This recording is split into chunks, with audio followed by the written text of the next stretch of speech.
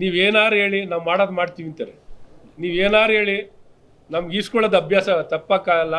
ನಾವು ಬಂದಿರೋದೇ ಲೂಟಿ ಹೊಡಿಯೋಕ್ಕೆ ಅಂತ ಅವ್ರು ನಿಂತವ್ರೆ. ನೀವೇನು ಬೇಕಾದ್ರೆ ಹೇಳಿ, ನೀವೇನು ಬೇಕಾದ್ರೆ ಆಪಾದನೆ ಮಾಡಿ, ಅದರಲ್ಲೋ ಒಂದು ಸಮಿತಿ ಇದೆ ಅಂತಾರೆ. ಇದು ಯಾವುದು ನಾವು ಮೆಚ್ಚಿಸ್ಲಿಕ್ಕೆ ಯಾವುದು ಮಾಡಿಲ್ಲ.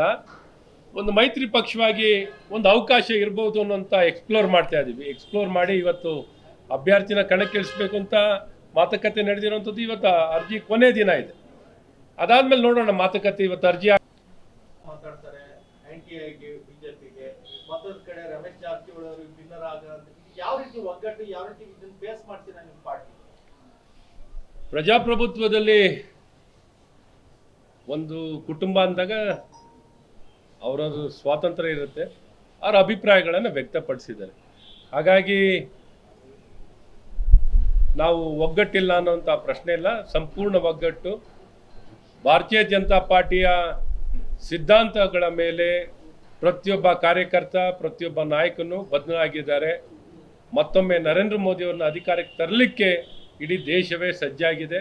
ನಮ್ಮ ಕಾರ್ಯಕರ್ತರು ಸಜ್ಜಾಗಿದ್ದಾರೆ, ನಮ್ಮ ನಾಯಕರು ಸಜ್ಜಾಗಿದ್ದಾರೆ. ಹಾಗಾಗಿ ಇಂಥ ಯಾವ ಅಪಸರವೂ ಇಲ್ಲ. ಯತ್ನಾಳ್ ಹೇಳೋದು ಅಷ್ಟೇ, ಮತ್ತೊಮ್ಮೆ ನರೇಂದ್ರ ಮೋದಿಯವರು ಭಾರತೀಯ ಜನತಾ ಪಾರ್ಟಿ ಅಧಿಕಾರಕ್ಕೆ ಬರಬೇಕು. ಪಕ್ಷಕ್ಕಾಗಿ ಏನು ಕಾರ್ಯವನ್ನು, ತ್ಯಾಗ ಏನು ಬೇಕಾದ್ರೆ ಮಾಡ್ಲಿಕ್ಕೆ ನಾನು ತಯಾರಿದ್ದೀನಿ ಅನ್ನುವಂಥ ಮಾತನ್ನು ಯತ್ನಾಳ್ ಅವರು ಹೇಳ್ತಾರೆ. ಇನ್ನಿತರ ಎಲ್ಲ ನಾಯಕರುಗಳು ಒಮ್ಮತದ ಮಾತೆ ಮತ್ತೊಮ್ಮೆ ನರೇಂದ್ರ ಮೋದಿ ಅನ್ನುವಂಥದ್ದು. ಆ ದಿಕ್ಕಿನಲ್ಲಿ ಇವತ್ತೆಲ್ಲರೂ ನಾವು ಒಗ್ಗಟ್ಟಿನಿಂದ ಕೆಲಸ ಮಾಡ್ತೀವಿ. ಅದ್ರ ಬಗ್ಗೆ ಮಾತಾಡ್ತೀವಿ.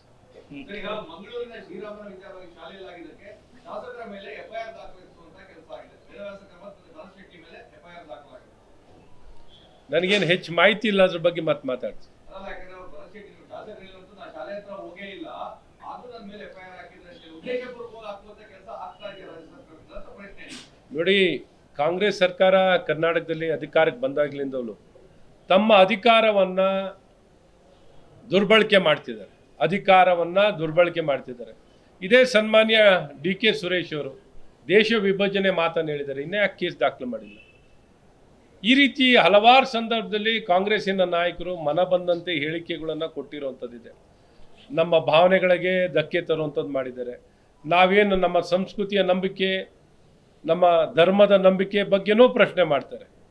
ಆ ರೀತಿ ನಡವಳಿಕೆಗಳು ಈ ಸರ್ಕಾರದಲ್ಲಿ ಸಚಿವರು, ಮುಖ್ಯಮಂತ್ರಿಗಳಿಂದ ಹಿಡಿದು ಪ್ರತಿಯೊಬ್ಬರು ಆ ನಡವಳಿಕೆಗಳಿದೆ. ಅಧಿಕಾರವನ್ನು ಸಂಪೂರ್ಣವಾಗಿ ದುರ್ಬಳಕೆ ಮಾಡ್ಕೊಳ್ತಾ ಇದ್ದಾರೆ ತಮ್ಮ ಸ್ವಾರ್ಥಕ್ಕಾಗಿ.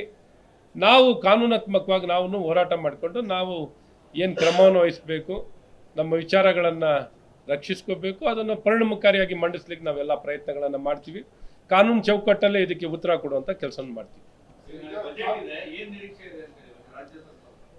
ಈ ಸರ್ಕಾರದಿಂದ, ಕಾಂಗ್ರೆಸ್ ಸರ್ಕಾರದಿಂದ ತಮಗೆಲ್ಲ ಗೊತ್ತಿದೆ, ಅವ್ರ ಪಕ್ಷದ ಶಾಸಕರೇನೆ ಅತೃಪ್ತರಾಗಿದ್ದಾರೆ. ಒಬ್ರಿಗೊಂದು ಬೆಣ್ಣೆ, ಒಬ್ರಿಗೊಂದು ಸುಣ್ಣ. ಆಡಳಿತ ಪಕ್ಷದ ಶಾಸಕರೇ ಸಂಪೂರ್ಣವಾಗಿ ಅತೃಪ್ತರಾಗಿದ್ದಾರೆ.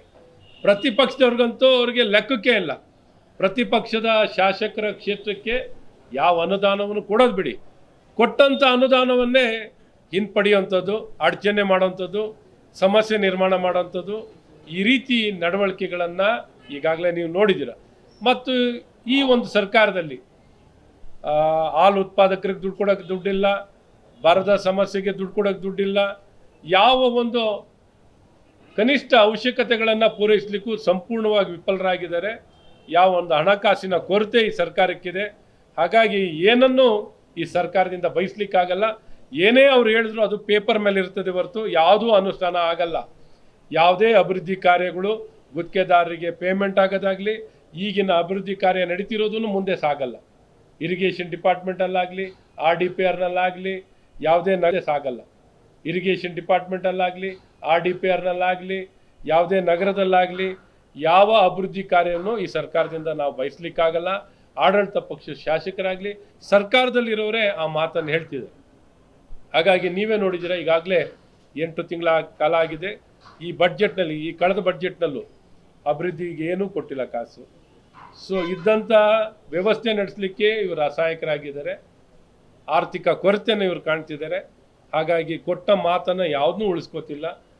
ಭ್ರಷ್ಟಾಚಾರದಲ್ಲಿ ಸಂಪೂರ್ಣವಾಗಿ ತೊಡಗಿದ್ದಾರೆ. ಭ್ರಷ್ಟಾಚಾರ ಇಲ್ಲಿ ಕಾಣುವಂಥದ್ದು ಏನಪ್ಪ, ಇವ್ರ ಸರ್ಕಾರದ ಸಾಧನೆ ಏನು ಅಂದರೆ ಬರೀ ಭ್ರಷ್ಟಾಚಾರ, ಅಧಿಕಾರ ದುರ್ಬಳಕೆ ಮತ್ತು ತುಷ್ಟೀಕರಣ, ಸಮಾಜಗಳ ಧರ್ಮಗಳ ಮಧ್ಯೆ, ಜಾತಿಗಳ ಮಧ್ಯೆ ಗೊಂದಲ ಮತ್ತು ವ್ಯತ್ಯಾಸಗಳನ್ನು ತರಲಿಕ್ಕೆ ಎಕ್ಸ್ಪರ್ಟ್ ಅಂದರೆ ಕಾಂಗ್ರೆಸ್ನವರು ಅಂತ ಹೇಳಕ್ಕೆ ಇಷ್ಟಪಡ್ತೀನಿ. ಹೆಚ್ಚುವರಿ ಮತಗಳು ಎಲ್ಲಿಂದ ಬರ್ತವೆ? ಜೆಡಿಎಸ್ನವರು ಮೆಚ್ಚೋ ತಂತ್ರ ಅನ್ನೋದು ಹೇಗೆ? ಇದು ಯಾವುದು ನಾವು ಮೆಚ್ಚಿಸ್ಲಿಕ್ಕೆ ಯಾವುದು ಮಾಡಿಲ್ಲ. ಒಂದು ಮೈತ್ರಿ ಪಕ್ಷವಾಗಿ ಒಂದು ಅವಕಾಶ ಇರ್ಬೋದು ಅನ್ನೋಂಥ ಎಕ್ಸ್ಪ್ಲೋರ್ ಮಾಡ್ತಾ ಇದ್ದೀವಿ. ಎಕ್ಸ್ಪ್ಲೋರ್ ಮಾಡಿ ಇವತ್ತು ಅಭ್ಯರ್ಥಿನ ಕಣಕ್ಕಿಳಿಸ್ಬೇಕು ಅಂತ ಮಾತುಕತೆ ನಡೆದಿರೋಂಥದ್ದು. ಇವತ್ತು ಅರ್ಜಿ ಕೊನೆ ದಿನ ಇದೆ. ಅದಾದಮೇಲೆ ನೋಡೋಣ ಮಾತುಕತೆ. ಇವತ್ತು ಅರ್ಜಿ ಹಾಕುವಂಥದ್ದು ಮಾಡ್ತಾರೆ. ಒಟ್ಟು ಯಾವ ಒಂದು ಅವಕಾಶ ಇದೆ ಅನ್ನೋಂಥದ್ದನ್ನ ನಾಳೆ ನಾಡ್ದು ತಿಳಿಸುವಂಥದ್ದಾಗುತ್ತೆ. ಇವತ್ತು ತಿಳಿಸುವಂಥದ್ದಾಗುತ್ತೆ.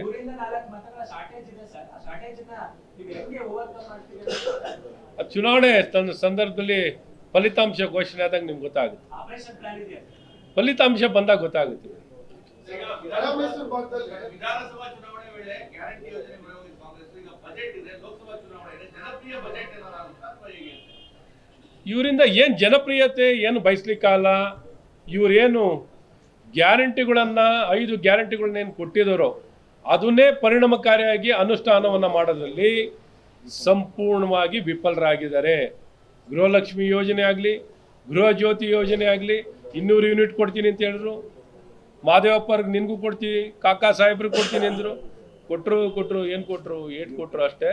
ಹಾಗಾಗಿ ಶಕ್ತಿ ಯೋಜನೆ ಆಗಲಿ, ಯುವ ನಿಧಿ ಯೋಜನೆ ಆಗಲಿ, ಶಕ್ತಿ ಯೋಜನೆ ನೀವೇ ನೋಡ್ತಾ ಇದ್ದೀರಾ ಯಾವ ರೀತಿ ಜನಕ್ಕೆ ಸಮಸ್ಯೆ ನಿರ್ಮಾಣ ಮಾಡಿದ್ದಾರೆ. ಹಾಗಾಗಿ ಇವರು ಯಶಸ್ವಿಯಾಗಿ ಮಾಡಲಿ. ನಮಗೇನು ಗ್ಯಾರಂಟಿ ಯೋಜನೆಗೆ ನಮ್ದೇನು ವಿರೋಧ ಇಲ್ಲ. ಚೆನ್ನಾಗಿ ಅನುಷ್ಠಾನ ಮಾಡಲಿ, ಜನರಿಗೆ ಒಳ್ಳೇದು ಮಾಡಲಿ. ಜನರಿಗೆ ಒಳ್ಳೇದು ಮಾಡಲಿ ಅಂತಲೇ ಅವ್ರಿಗೆ ಅಧಿಕಾರ ಕೊಟ್ಟಾರೆ, ಅವಕಾಶವನ್ನು ಕೊಟ್ಟಾರೆ. ಜನ ಅವ್ರಿಗೆ ಮ್ಯಾಂಡೇಟ್ ಕೊಟ್ಟಿದ್ದಾರೆ. ಆ ಕೊಟ್ಟಿರೋಂಥ ಮ್ಯಾಂಡೇಟ್ನ ತಮ್ಮ ಸ್ವಾರ್ಥಕ್ಕಾಗಿ ಬಳಕೆ ಮಾಡಿಕೊಂಡು ಲೂಟಿ ಮಾಡ್ತಾ ಇದ್ದಾರೆ. ಕಂಡಲ್ಲೇ ಚೀಲ ಇಟ್ಕೊಂಡು ನಿಂತ್ಬಿಟ್ಟವ್ರೆ.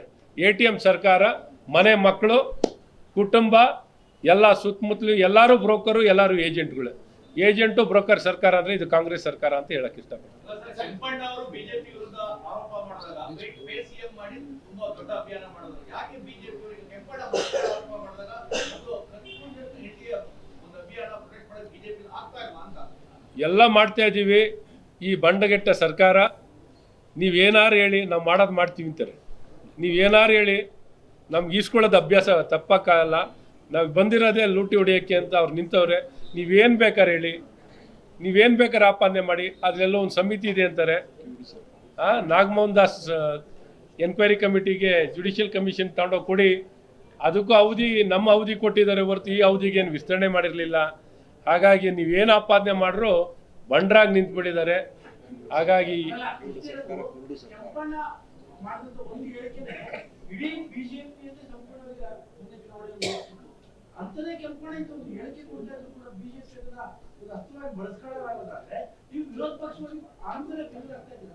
ಎಷ್ಟು ದಿನ ಎದ್ರೆ ಪ್ರತಿಭಟನೆ ಮಾಡ್ತಿರೋದು, ದಿನ ಎದ್ರೆ ಪತ್ರಿಕಾಗೋಷ್ಠಿಗಳಾಗ್ತಿರೋಂಥದ್ದು. ಭಾಳ ಸ್ಪಷ್ಟವಾಗಿ ಆಪಾದನೆಗಳನ್ನು ಇವತ್ತು ಕಾನೂನು ವ್ಯವಸ್ಥೆ ಬಗ್ಗೆ ಆಗಲಿ, ಭ್ರಷ್ಟಾಚಾರದ ಬಗ್ಗೆ ಆಗಲಿ, ಟ್ರಾನ್ಸ್ಫರ್ ದಂಧೆ ಬಗ್ಗೆ ಆಗಲಿ, ಅಭಿವೃದ್ಧಿ ಬಗ್ಗೆ ಆಗಲಿ, ಅಥವಾ ಸಾಂಸ್ಕೃತಿಕವಾಗಲಿ, ನಮ್ಮ ಭಾವನೆ ವಿಚಾರಗಳಲ್ಲಾಗಲಿ, ಹಿಂದೂ ಸಮಾಜದ ವಿಚಾರದಲ್ಲಾಗಲಿ, ತುಷ್ಟೀಕರಣದ ರಾಜಕೀಯದ ವಿಚಾರದಲ್ಲಾಗಲಿ, ಪ್ರತಿಯೊಂದು ವಿಚಾರದಲ್ಲೂ ಪ್ರತಿನಿತ್ಯ ಆಪಾದನೆ ಮಾಡೋದೇ ಆಗ್ತಿದೆ. ಇವ್ರ ಮೇಲೆ ಆಪಾದನೆ ಮಾಡೋಂಥದ್ದಾಗ್ತಿದೆ. ರೈತ ವಿರೋಧಿ ಸರ್ಕಾರ ಅಂತಾನು ಭಾಳ ಸ್ಪಷ್ಟವಾಗಿ ಬಿಂಬಿಸುವಂಥದ್ದಾಗಲಿ, ಬರ ನಿರ್ವಹಣೆಯಲ್ಲೂ ಸಂಪೂರ್ಣ ವಿಫಲ ಆಗಿರೋಂಥದ್ದನ್ನ ಪರಿಣಾಮಕಾರಿಯಾಗಿ ತಿಳಿಸಿದ್ವಿ. ಇನ್ನೂ ಪರಿಣಾಮಕಾರಿಯಾಗಿ ತಿಳಿಸ್ತೀವಿ. ನಾವು ಇದರ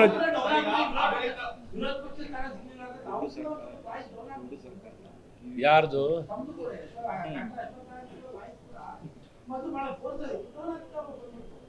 ತುಂಬ ಫೋರ್ಸ್ ಆಗೇನೆ ಈಗ ಇನ್ನೂ ಸಮಾಧಾನದಲ್ಲಿ ಹೊಡೆಯೋದು ಅಂತ ಸಮಾಧಾನದಲ್ಲಿ ಹೇಳ್ತಾ ಇರ್ತೀವಿ. ಆ ಎಮೋಷ್ನಲ್ ಆಗಿ ಹೇಳೋದಕ್ಕಿಂತನೂ ಆಕ್ರೋಶದಿಂದ ಹೇಳೋದಕ್ಕೂ ಸಮಾಧಾನವಾಗಿ ಹೇಳಿ, ಸಮಾಧಾನವಾಗಿ ಪರಿಣಾಮಕಾರಿಯಾಗಿ ಹೇಳೋವಂಥ ಪ್ರಯತ್ನ ಮಾಡ್ತೀವಿ. ಇನ್ನೊಂದು ಸ್ವಲ್ಪ ಅನುಭವ ಜಾಸ್ತಿ ಮಾಡ್ಕೊಳ್ತಾ ಇದ್ದೀವಿ. ಸಮಾಧಾನದಲ್ಲಿ ಮಾತಾಡಬೇಕು, ಇನ್ನೂ ಪರಿಣಾಮಕಾರಿಯಾಗಿ ಶಾಂತಿಯುತವಾಗಿ ಹೇಳೋವಂಥ ಪ್ರಯತ್ನ ಮಾಡ್ತಿದ್ದೀವಿ. ಕಾಂಗ್ರೆಸ್ ಮೇಲೆ ಇರೋವಂಥ ಆಕ್ರೋಶ ಯಾವ ಕಾರಣದಲ್ಲೂ ಕಮ್ಮಿ ಆಗಲ್ಲ. ಕಾಂಗ್ರೆಸ್ಸನ್ನು ಬಯಲಿಗೆಳೆಯುವಂಥದ್ದನ್ನು ನಾವು ಪರಿಣಾಮಕಾರಿಯಾಗಿ ಮಾಡಲಿಕ್ಕೆ ಇಲ್ಲೆಲ್ಲರೂ ನಾವು ಕೂತಿರೋದು. ಕಾಂಗ್ರೆಸ್ ನಮ್ಮ ಸಮಾಜಕ್ಕೆ, ನಮ್ಮ ನಾಡಿಗೆ, ನಮ್ಮ ರಾಜ್ಯಕ್ಕೆ, ನಮ್ಮ ದೇಶಕ್ಕೆ ಕಾಂಗ್ರೆಸ್ ಮುಕ್ತ ಮಾಡಬೇಕು ಅನ್ನೋಂಥದ್ದೇ ನಮ್ಮ ಉದ್ದೇಶ. ಸರ್, ಈಗ ಹಳೆ ಮೈಸೂರು ಭಾಗದಲ್ಲಿ ಕಾವೇರಿ ಭಾಗದಲ್ಲಿ ಕೇಂದ್ರ ಸರ್ಕಾರದಲ್ಲಿ ಇದುವರೆಗೂ ಏನು ಮಾಡಿಲ್ಲ. ಕಳೆದ 10 ವರ್ಷದಿಂದ ಅನ್ನೋದು ಕಾಂಗ್ರೆಸ್ ಆರೋಪ. ನೋಡಿಯಪ್ಪ, ಮೇಕೆದಾಟು ವಿಚಾರದಲ್ಲಿ 1000 ಕೋಟಿ ದುಡ್ಡನ್ನಿಟ್ಟವ್ರು ಯಾರು? ಮೇಕೆದಾಟಿನ ವಿಚಾರದಲ್ಲಿ ಪ್ರಗತಿನ ಮಾಡಿದವ್ರು ಯಾರು? ನಾವು. ಮೇಕೆದಾಟಿನ ಬಗ್ಗೆ ದೇವೇಗೌಡರು ಇವತ್ತು ಪಾರ್ಲಿಮೆಂಟ್ ನಲ್ಲಿ ಮಾತಾಡಿದ್ದಾರೆ. ಇವರಲ್ಲಿ ಒಬ್ರು ಮುಖ್ಯಮಂತ್ರಿ ಆಗಿದ್ದವರು, ಉಪಮುಖ್ಯಮಂತ್ರಿಗಳಾದವರು ಮೇಕೆದಾಟು ನಮ್ಮ ನಡೆ ಅಂತ ಮಾಡಿದ್ರು. ಯಾವ ನಡೆನೂ ಇಲ್ಲ, ಯಾವ ದಡೇನೂ ಇಲ್ಲ. ಇವ್ರ ಹತ್ರ ಇರಿಗೇಷನ್ ಅಲ್ಲಿ ಒಂದೇ ಒಂದು ನಯ ಪೈಸೆ ಅಪ್ಪರ್ ಭದ್ರಾದಲ್ಲಾಗ್ಲಿ, ಕೃಷ್ಣ ವಿಚಾರದಲ್ಲಾಗ್ಲಿ, ಕಾವೇರಿ ವಿಚಾರದಲ್ಲಾಗ್ಲಿ, ಮೇಕೆದಾಟಿನ ವಿಚಾರದಲ್ಲಾಗ್ಲಿ, ಕುಡಿಯೋ ನೀರಿನಲ್ಲಾಗ್ಲಿ ಇವ್ರು ಏನು ಬಯಸ್ತೀರ? ಈ ಸರ್ಕಾರದಲ್ಲಿ ಸಂಪೂರ್ಣ ನಿಷ್ಕ್ರಿಯ. ಬರೀ ಅವ್ರವರಲ್ಲೇ ಒಡೆದಾಟ. ನೀವು ಕೇಳ್ತಿರಲ್ಲ, ಒಡೆದಾಟ ಅಂತ ಏನಾರು ನೋಡೋದಾದ್ರೆ ಒಬ್ರಿಗೊಬ್ರು ವಿರುದ್ಧವಾಗಿ ಕ್ಯಾಂಪ್ಗಳನ್ನು ಇವನು ನಿಲ್ಲಿಸೋದು ಹೆಂಗೆ, ಇವನು ಮುಗಿಸೋದು ಹೆಂಗೆ ಅಂತ ಕಾಂಗ್ರೆಸ್ನಲ್ಲಿ ಗುಂಪುಗಳು ಪ್ರತಿನಿತ್ಯ ನೀವು ನೋಡ್ತಿರಲ್ಲ. ಊಟದ ಮೀಟಿಂಗು ಆ ಗುಂಪು ಈ ಗುಂಪು ಅಂತ ನೋಡ್ತಾ ಇದ್ದೀರಲ್ಲ. ಹಾಗಾಗಿ ಖ್ಯಾತೆ, ಬಡದಾಟ, ಕಾಲು ಎಳ್ತ ಎಲ್ಲ ಆಗ್ತಿರೋದು ಎಲ್ಲಿ? ಕಾಂಗ್ರೆಸ್ನಲ್ಲಿ. ಅವರೇ ನಿರ್ನಾಮ ಮಾಡ್ಕೋತಾರೆ. ಯಾರು ಬೇಕಿಲ್ಲ ಇವತ್ತು ಕಾಂಗ್ರೆಸ್ ನಿರ್ನಾಮ ಮಾಡೋಕ್ಕೆ. ಕಾಂಗ್ರೆಸ್ಸಿನ ನಾಯಕರೇನೆ ಆ ಕಾಂಗ್ರೆಸ್ ಪಕ್ಷವನ್ನ ನಿರ್ನಾಮ ಮಾಡ್ತಾರೆ. ಸರ್, ಈಗ ಮೈಸೂರು ಭಾಗದಲ್ಲಿ ಹಳೆ ಸಂಸತ್ ಅವಕಾಶ ಸಿಗುತ್ತಾ ಏನು ಅಂತಂದ್ರೆ, ಯಾಕೆಂತಂದ್ರೆ ಕೆಲವೊಂದು ಊಹಾಪೋಹಗಳು ಸದಾ ಇದೆ. ಏನು ಅದಕ್ಕೆ ಹಾಲಿ ಸಂಸದರಿಗೆ ಮುಂದಿನ ಬಾರಿನ ಅವಕಾಶ ಇದೆಯೋ ಇಲ್ವೋ ಅಂತ. ಯಾಕೆಂದ್ರೆ ನೀವು ಉಸ್ತುವಾರಿ ಆಗಿದ್ದೀರಿ, ಅದೊಂದು ಕನ್ಫ್ಯೂಸ್ ಇದೆ. ಅದೊಂದು ಕ್ಲಿಯರ್ ಆಗಿ ಅವ್ರು ಮಾಡ್ಬೋದಂತ. ಈಗ ಸನ್ಮಾನ್ಯ ನಮ್ಮ ಲೋಕಸಭಾ ಸದಸ್ಯರು, ಯುವ ನಾಯಕರು ಇಡೀ ದೇಶದ, ಇಡೀ ರಾಜ್ಯದ ಗಮನವನ್ನು ಸೆಳೆದು ಯುವಕರ ಕಣ್ಮಣಿಯಾಗಿ, ಮೈಸೂರು ಜನತೆಯ ಧ್ವನಿಯಾಗಿ ಪರಿಣಾಮಕಾರಿಯಾಗಿ ಕಾರ್ಯನಿರ್ವಹಿಸಿ 10 ವರ್ಷ ಅವ್ರು ಮಾಡಿರೋ ಕೆಲಸ, ಯಾವ ಲೋಕಸಭಾ ಕ್ಷೇತ್ರದಲ್ಲಿ ಮಾಡಿದಂಥ ಕೆಲಸವನ್ನು ಇವತ್ತು ಮೈಸೂರು ಲೋಕಸಭಾ ಕ್ಷೇತ್ರದಲ್ಲಿ ಮಾಡಿದ್ದಾರೆ. ಆ ಕೆಲಸನೇ ಅದಕ್ಕೆ ಸಾಕ್ಷಿ ಗುಡ್ಡೆಯಾಗಿದೆ.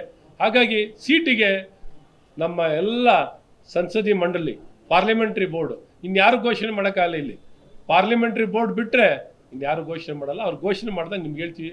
ಹಾಗಾಗಿ ಬಿಡಿ. ಈಗ ಅವ್ರು ಮಾಡಿದ ಕೆಲಸದ ಬಗ್ಗೆ ಮಾತಾಡೋಣ, ಮೋದಿಯವ್ರು ಮಾಡಿದ ಕೆಲಸದ ಬಗ್ಗೆ ಹೇಳೋಣ. ಇವತ್ತು ನಾವು ಬಂದಿರೋದು, ನಾವು ಮಾಡಿರೋಂಥ ಒಳ್ಳೆ ಕೆಲಸವನ್ನು ಪ್ರತಿಯೊಬ್ಬರಿಗೂ ತಿಳಿಸ್ಬೇಕು. ಗ್ರಾಮ ಚಲೋ, ಸ್ವಾನಿಧಿ ಯೋಜನೆಯಿಂದ ಹಿಡಿದು, ವಿಶ್ವಕರ್ಮ ಯೋಜನೆಯಿಂದ ಹಿಡಿದು ಇವತ್ತು ರಾಮದಾಸ್ ಅವರು ಪ್ರತಿಯೊಂದು ವಿಚಾರಗಳನ್ನು ಹೇಳಿದ್ದಾರೆ. ನೀವೇ ಹೇಳಿ, ಮೈಸೂರಿನಲ್ಲಿ ಇಷ್ಟು ಕೆಲಸವನ್ನು ಯಾರು ಮಾಡಿದರು? ಹೀಗಾಗಿ ನಾವು ಭಾಳ ಸ್ಪಷ್ಟವಾಗಿ ಈ ರಾಜ್ಯದ ವಿಚಾರ ಹೆಚ್ಚು ನಾವು ಮಾತಾಡೋಕ್ಕೆ ಹೋಗಲ್ಲ. ರಾಜ್ಯದ ವಿಚಾರಗಳನ್ನು ಇದು ನಾವು ಇಟ್ಕೊಳ್ತೀವಿ. ಪಾರ್ಲಿಮೆಂಟ್ ಚುನಾವಣೆಯಲ್ಲಿ ನರೇಂದ್ರ ಮೋದಿಯವರು NDA ಸರ್ಕಾರ ಮಾಡಿದಂಥ ಒಳ್ಳೆ ಕೆಲಸವನ್ನು ಹೇಳ್ತೀವಿ. ನರೇಂದ್ರ ಮೋದಿ ಅವರಿಗೆ ಪ್ರತಿಸ್ಪರ್ಧಿ ಯಾರು? ಗೆಲ್ಸಿದೆ ಕರ್ನಾಟಕ. 4 ಜನ ಎಂಪಿಗಳು ಪಾರ್ಲಿಮೆಂಟ್ಗೆ ಹೋಗಿಲ್ಲ. ಈಗ ನಮ್ಮ ಇವತ್ತು ಒಂದು ನಿಮಿಷ ಇವತ್ತಿನ ನಮ್ಮ ಲೋಕಸಭಾ ಇಲ್ಲಿ ಮೈಸೂರಿಗೆ ಸಂಬಂಧಪಟ್ಟಾಗ ಮಾತಾಡಿದ್ದೀವಿ. ಇವತ್ತು ಕಚೇರಿ ಓಪನ್ ಆಗಿದೆ. ಸಾಕಷ್ಟು ಪ್ರಶ್ನೆ ಕೇಳಿದ್ದೀವಿ, ಉತ್ತರ ಸಿಕ್ಕಿದೆ. ಇವತ್ತು ನಮ್ಮ ಶಾಸಕರಾಗಿರೋ ಕೃಷ್ಣರಾಜ ಕ್ಷೇತ್ರದ ಶಾಸಕರಾಗಿರುವಂಥ ಶ್ರೀವತ್ಸ ಅವರು ಬರಬೇಕಿತ್ತು. ಅಧಿವೇಶನ ನಡೀತಾ ಇತ್ತು.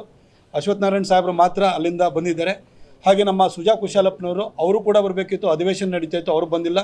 ಅವರು ಕೂಡ ಎಲ್ಲ ವ್ಯವಸ್ಥೆಯನ್ನು ಮಾಡೋದ್ರಲ್ಲೂ ಕೂಡ ಅವರೆಲ್ಲರ ಆಶೀರ್ವಾದ ಇದೆ ಅಂತ ಹೇಳ್ತಾ, ನಮ್ಮ ರಾಜ್ಯಾಧ್ಯಕ್ಷರಾಗಿರುವಂತಹ ವಿಜೇಂದ್ರ ಸರು ಅವರ ಗಮನಕ್ಕೂ ತಂದು ಮೊನ್ನೆ ಬುಕ್ಲೆಟನ್ನು ರಿಲೀಸ್ ಮಾಡೋದಿರ್ಬೋದು, ಕ್ಲಸ್ಟರ್ ಮೀಟಿಂಗ್ ಇರ್ಬೋದು, ಅವರು ಮೈಸೂರಿಗೆ ಮೊದಲನೇ ಮೀಟಿಂಗನ್ನು ಕೊಡಬೇಕು. ಈ ಭಾಗದಲ್ಲಿ ಇರುವಂಥ ಈ ಭಾಗದಲ್ಲಿ ಪಕ್ಷದ ಬಾವುಟ ಹಾರಲೇಬೇಕು, 4 ಕ್ಷೇತ್ರವನ್ನು ಮೈತ್ರಿಯಲ್ಲಿ ಗೆಲ್ಲಬೇಕು ಅಂತೇಳಿ ಅವರೊಂದು ಸ್ಪಷ್ಟ ನಿರ್ದೇಶನ ಇತ್ತು. ಹಾಗಾಗಿ ಅಮಿತ್ ಶಾಜಿಯವರು ಬಂದು ಸಭೆನೂ ಕೂಡ ತೊಗೊಂಡಿದ್ದಾರೆ. ನಾನು ವಿಜೇಂದ್ರ ಅವರಿಗೂ ಕೂಡ ಈ ಸಂದರ್ಭದಲ್ಲಿ ಧನ್ಯವಾದವನ್ನು ಹೇಳ್ತೀನಿ. Thank you. ಹೆಚ್ಚಿನ ವಿಡಿಯೋಗಳಿಗೆ ಪ್ರತಿಧ್ವನಿ ಯೂಟ್ಯೂಬ್ ಚಾನೆಲ್ ಸಬ್ಸ್ಕ್ರೈಬ್ ಮಾಡಿ, ಬೆಲ್ ಐಕಾನ್ ಕ್ಲಿಕ್ ಮಾಡಿ.